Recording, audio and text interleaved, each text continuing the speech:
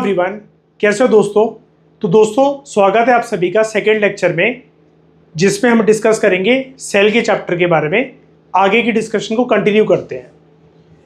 तो दोस्तों इस लेक्चर में हम बात करेंगे, जहां पर हमने प्रीवियस लेक्चर अपना छोड़ा था वहीं से कंटिन्यू करते हैं। हॉट स्प्रिंग के बारे में कुछ एडिशनल इंफॉर्मेशन मैं आपको बताता हूँ। हॉट स्प्रिंग, जैसा कि मैंने आपको बताया था, एक पूल होता है जो कि बेसिकली उसके पीछे साइंस होती है जियोथर्मल एनर्जी की, यानी कि अर्थ के नीचे से जो मैग्मा होता है या मैग्मा जिन पत्थरों को गर्म करता है और उसके ऊपर जो अंडरग्राउंड वाटर होता है वो गर्म हो जाता है, और जब वो किसी छेद से बाहर निकलता है उस ज्योग्राफिकल फिनोमेना को हम लोग कहते हैं हॉट स्प्रिंग। अब आसपास का वातावरण भले ही पूरा का पूरा ठंडा हो, बर्फीले पहाड़ हो, लेकिन जिस जगह पर हम नाम देते हैं हॉट स्प्रिंग, वहां पर पानी हमेशा गर्म आता है। ठीक है, तो हॉट स्प्रिंग होते क्या है? हॉट स्प्रिंग ना नेचुरल पूल है। नेचुरल मतलब कुदरती रूप से आपको देखने को मिलते हैं, इंसानों ने इनका निर्माण नहीं कर रखा है। ठीक है, और ये गर्म कैसे होते हैं? ये गर्म होते हैं थ्रू अर्थ्स जियोथर्मल एनर्जी। अर्थ की जो इंटरनल हीटिंग होती है, यानी कि जैसे हम लोग जो होते हैं ऊपर अर्थ के ऊपर, उस लेयर के ऊपर जिसके ऊपर हम खड़े होते हैं उसको हम क्रस्ट कहते हैं। क्रस्ट के नीचे होती है मेंटल और उसके नीचे होती है कोर। तो कोर और मेंटल तक आते हुए मैग्मा की एक लेयर होती है, ठीक है, लावा, जो कि मोल्टन फॉर्म में होता है। वो नीचे अर्थ को बेसिकली गर्म करता है, और वहां पर ये जो अंडरग्राउंड वाटर होता है, जैसा कि आप यहाँ पर देख पा रहे हो दोस्तों, इधर डायग्राम में देखो, ये है मैग्मा जो कि मोल्टन फॉर्म के अंदर है। इसके ऊपर है ये रॉक्स। तो मैग्मा अगर पत्थरों को टच करेगा तो पत्थर भी गर्म होंगे, और यहां पर ये जो लेयर है ये है अंडरग्राउंड वाटर की लेयर, ये जो पानी भरा होता है। तो नीचे मैग्मा है, उसके ऊपर कुछ रॉक्स हैं और ऊपर पानी है। तो पानी जो है वो गर्म होता है। जिस जगह पर मैग्मा का हीटिंग मैकेनिज्म ज्यादा होगा तो वो गर्म पानी बेसिकली उसको एक छेद चाहिए होता है अर्थ से बाहर निकलने के लिए। जिस जगह पर ये छेद होता है उसको हम वेंट कहते हैं, जहां से गर्म पानी बाहर निकलेगा। सिंपली हम उस जगह को नाम दे देंगे कि वहां पर क्रिएट हो रहा है एक हॉट स्प्रिंग। ओके, सिंपल है समझना, आई होप समझ गए होगे। तो हॉट स्प्रिंग गर्म होते हैं अर्थ की जियोथर्मल एनर्जी की वजह से। अब ये क्रिएट कैसे होते हैं? जैसा कि मैंने आपको बताया, ग्राउंड वाटर जो होता है उसका जो पानी होता है नीचे, वो नीचे गहराइयों तक जाता रहता है, और जिस जगह पर वो इन गर्म चट्टानों को टच कर देता है, जो गर्म चट्टानें टच हो रही है मैग्मा से, तो वो पानी गर्म हो जाएगा। तो ये अर्थ के क्रस्ट के अंदर तक जाता है। मैग्मा या फिर मैग्मा से गर्म होने वाली जो गर्म रॉक्स हैं उससे हीटअप हो जाएगा ये वाटर, और सरफेस तक आएगा। जैसे ही सरफेस तक आएगा, जहां पर भी ये नेचुरल पूल बनाएगा इस तरीके का, उसको हम कहेंगे हॉट स्प्रिंग। अब हॉट स्प्रिंग के फायदे क्या हैं? एक तो इनके अंदर मिनरल कंटेंट बहुत ज़्यादा होता है। अर्थ की क्रस्ट के अंदर जो भी मिनरल्स हैं, और क्योंकि पानी गर्म है तो वो सारे मिनरल्स को अपने अंदर समा लेता है। ठीक है, तो मिनरल कंटेंट बहुत अच्छा है। लोग इसको टूरिज्म पर्पज से यूज़ करते हैं, मतलब लोग उन जगहों पे विजिट करना पसंद करते हैं जहाँ पर हॉट स्प्रिंग्स होती हैं। इंडिया में इतनी ज़्यादा हॉट स्प्रिंग्स नहीं है, लेकिन बाहर के देशों में आपको बहुत सारे हॉट स्प्रिंग्स देखने को मिलते हैं। तो लोग यहाँ पर रिलैक्स करने जाते हैं, और ये मसल को बेसिकली आपकी रिलैक्स करता है हॉट स्प्रिंग। जैसा कि आप यहाँ पर देख सकते हो, ये जो दीदी हैं हॉट स्प्रिंग के अंदर नहा रही हैं, और इनकी मसल जो है यहाँ पर रिलैक्स हो रही है, इनको रिलैक्सेशन वाली फीलिंग मिल रही है। अब हॉट स्प्रिंग की फॉर्मेशन कैसे होती है? जब भी बारिश होती है या बर्फ जब गर्मियों के मौसम में पिघलेगी, तो वो नीचे अर्थ के सरफेस के अंदर तक जाते हुए रॉक्स तक जाती है, और रॉक्स से गुजरते हुए पोरस रॉक्स, मतलब ऊपर की सरफेस वाली रॉक्स, जहाँ से पानी नीचे जाएगा, बर्फ पिघलकर पानी बनकर नीचे जाएगी, और वो तब तक नीचे जाता रहेगा जब तक ये जो गर्म वाली जो रॉक्स हैं इससे सामना ना हो जाए उस अंडरग्राउंड वाटर का। और इस गर्म, ये जो रॉक्स हैं गर्म क्यों है? क्योंकि नीचे मैग्मा है इस जगह पर। ठीक है, हीट सोर्स क्या है इसका? ये जियोथर्मल एनर्जी की वजह से, अर्थ की इंटरनल हीट की वजह से गर्म होता है पानी। ठीक है, तो हीट जो है या तो अर्थ के क्रस्ट की वजह से टेम्परेचर बनकर वो बाहर आने की कोशिश करती है एक छेद से, अगर वहां पर पानी भी है तो पानी भी गर्म हो जाता है, या फिर अंडरग्राउंड वाटर ऑलरेडी गर्म होता है क्योंकि वो अंडरग्राउंड वाटर टच कर रहा होता है हॉट रॉक्स को या मैग्मा को। जैसा कि मैंने आपको बताया, ये जनरली वॉल्केनिक एरियाज में बहुत ज्यादा मात्रा में हॉट स्प्रिंग्स पाए जाते हैं दुनिया भर के कोने में। हाइड्रोजियोलॉजिकल प्लम्बिंग, प्लम्बिंग का मतलब है किसी छेद से बेसिकली बाहर निकलना।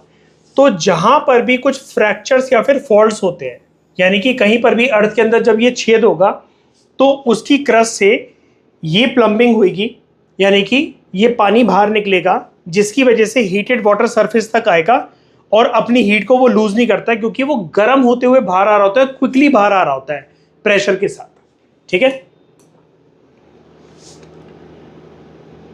अब हॉट स्प्रिंग के फायदे क्या है? ये मसल को रिलैक्स करता है। ये जो गर्म पानी है, ये जो टाइट मसल्स होती हैं हमारी, उसको लूज करता है और लोगों को इससे राहत मिलती है। अगर उनको किसी भी तरीके का शरीर में कहीं पर भी जॉइंट पेन होता है तो लोग ऐसे पानी में बेसिकली रिलैक्स करना पसंद करते हैं। जैसा कि आपने देखा होगा, ये चीज़ तो दोस्तों हम लोग भी करते हैं या फिर हमारे घर के जो बूढ़े बुजुर्ग लोग हैं वो भी करते हैं। जब भी उनके पैर में दर्द हो रहा होता है तो उनको रिकमेंडेशन ये दी जाती है कि गर्म पानी में थोड़ा सा नमक डालकर पैर को सेक लिया जाए, तो उससे काफ़ी ज़्यादा एक रिलीफ वाली फीलिंग मिलती है। तो सिमिलरली ये तो पूरा का पूरा स्ट्रक्चर ही जो एक तरीके से स्विमिंग पूल की तरह होता है, गर्म पानी का होता है, तो पूरी की पूरी बॉडी को रिलैक्सेशन मिलती है। इससे ब्लड सर्कुलेशन भी इंप्रूव होती है। ठीक है, तो ये जो गर्म पानी होता है ये ब्लड वेसल्स के अंदर ब्लड फ्लो को और ज़्यादा अच्छी तरीके से प्रमोट करता है और स्किन हेल्थ के लिए बहुत अच्छा होता है क्योंकि इसके अंदर मिनरल कंटेंट होता है। इस पानी के अंदर कौन कौन से एलिमेंट्स होते हैं, कैसे कैसे मिनरल्स होते हैं, जैसे सिलिका है, सल्फर है और मैग्नीशियम है। ठीक है, ये हमारी स्किन अच्छी तरीके से एब्जॉर्ब कर लेती है, जिसके बाद हमारी स्किन काफ़ी बेहतरीन तरीके से नरिश हो जाती है और रिवाइटलाइज हो जाती है। ठीक है, जैसे इन दीदी की स्किन चमक रही है, इसी तरीके से अगर आप हॉट स्प्रिंग के अंदर नहाओगे काफ़ी बार तो आपकी स्किन भी इन दीदी की तरह चमकेगी।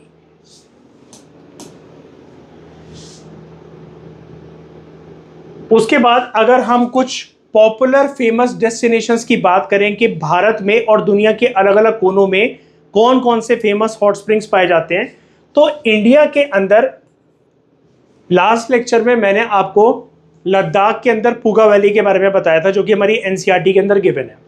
लेकिन मोस्ट फेमस हॉट स्प्रिंग जिसकी धार्मिक महत्वता भी है भारत के अंदर, वो है मणिकरण। ठीक है, और ये है पिक्चर मणिकरण की। और वशिष्ठ, ये हॉट स्प्रिंग्स पाए जाते हैं हिमाचल प्रदेश के अंदर। और एक है पानामिक हॉट स्प्रिंग जो कि लद्दाख के अंदर पाया जाता है। और लद्दाख के अंदर इसके अलावा जो पुगा वैली है, पुगा वैली हॉट स्प्रिंग भी बड़ा फेमस है, जैसा कि हमने प्रीवियस लेक्चर में देखा था, हमारी एनसीईआरटी में भी गिवन है।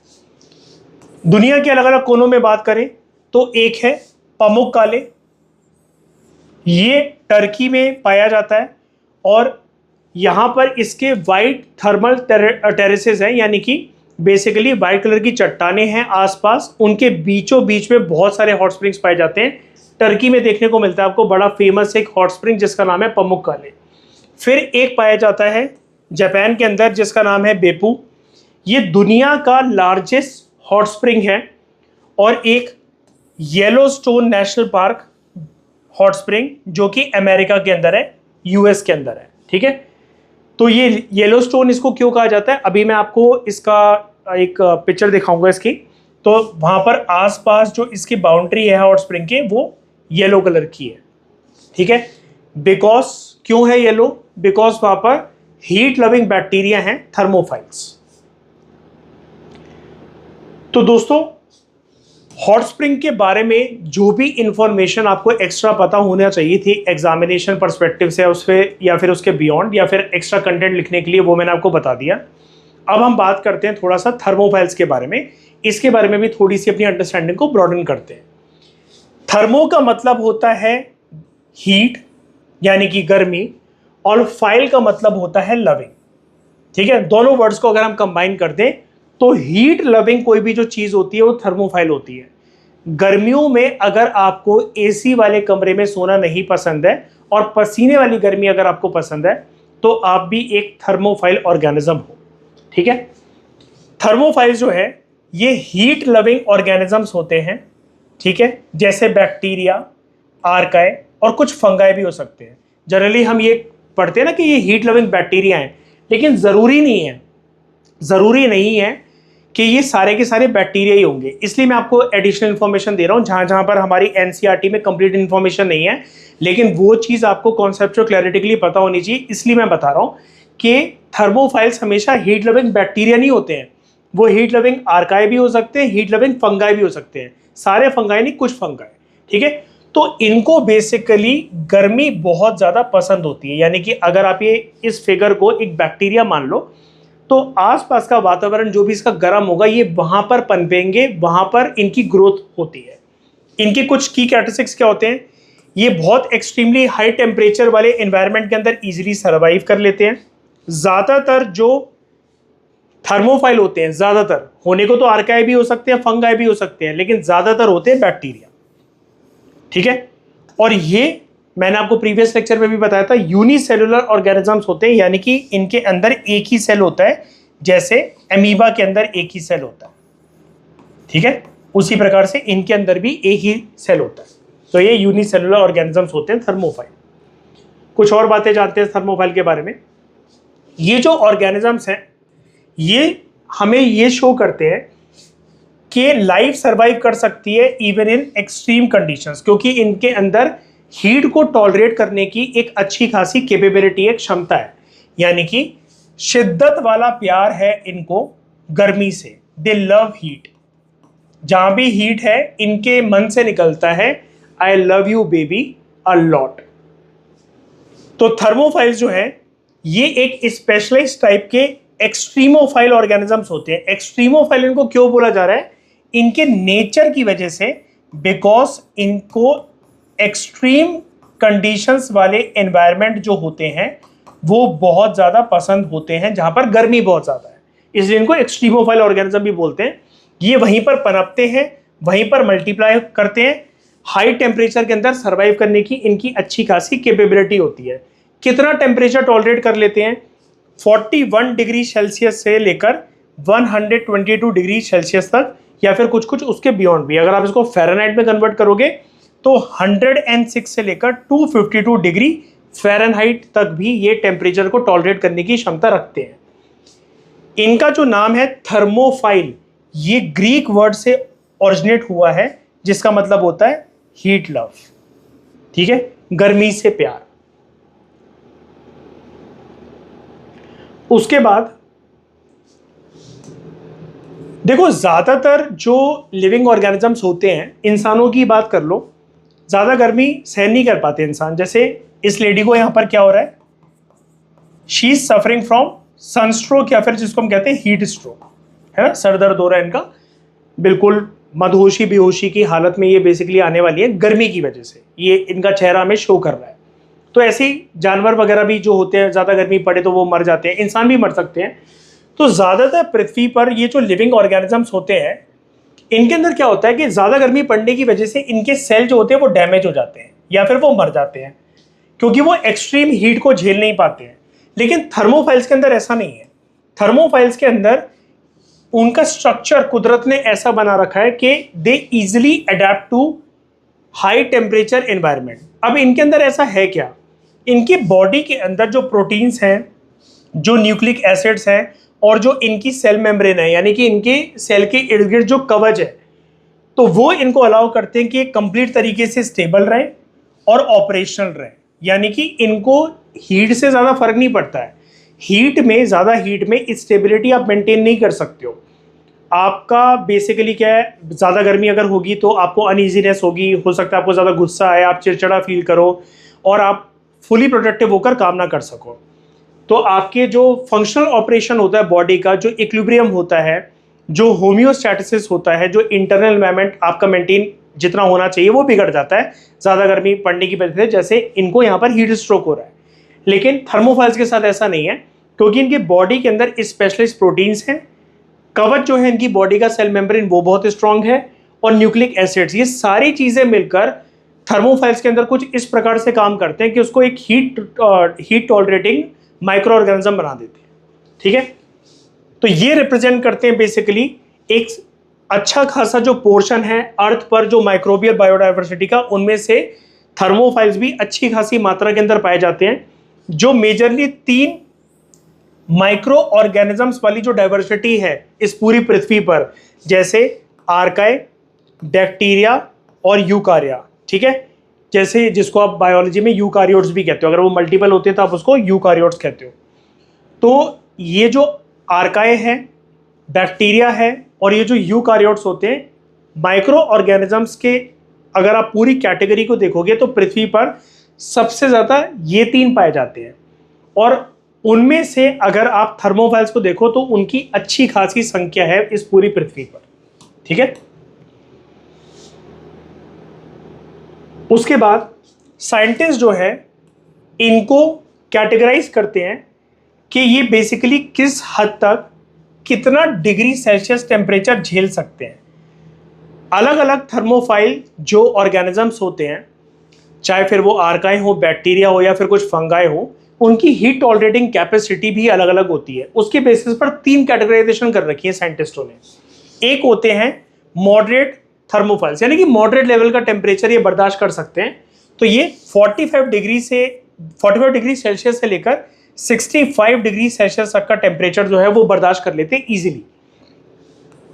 फिर एक होते हैं एक्सट्रीम थर्मोफाइल्स, ये 80 डिग्री सेल्सियस तक का टेम्परेचर जो है उसको इजीली टॉलरेट कर लेते हैं, उसमें फ्लरिश कर सकते हैं, अपने आप को थ्राइव कर सकते हैं, अपनी ग्रोथ कर सकते हैं, मल्टीप्लाई कर सकते हैं।